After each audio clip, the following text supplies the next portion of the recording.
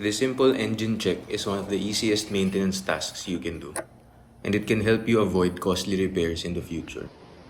Make sure your car is on a flat surface. Parking on an incline might cause incorrect oil readings. For an accurate reading, check your oil in the morning before driving. If you check after driving, wait 10 to 15 minutes for the oil to settle. Locate the dipstick. It usually has a bright handle, often yellow or orange. Pull the dipstick out. Wipe it clean with a rag or paper towel to remove any old oil, ensuring an accurate reading. Then insert it back fully. Remove it again and check the oil level.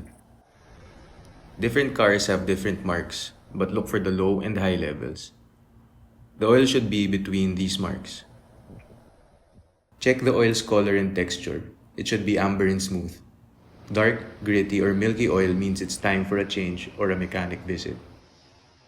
If it's low, open the engine oil cap. Add a little at a time and recheck until it's in range. Don't overfill. Even if your oil looks fine, it still needs to be changed regularly to keep your engine running smoothly. Check your oil regularly and change it on schedule, and you'll keep your engine in good shape for years to come.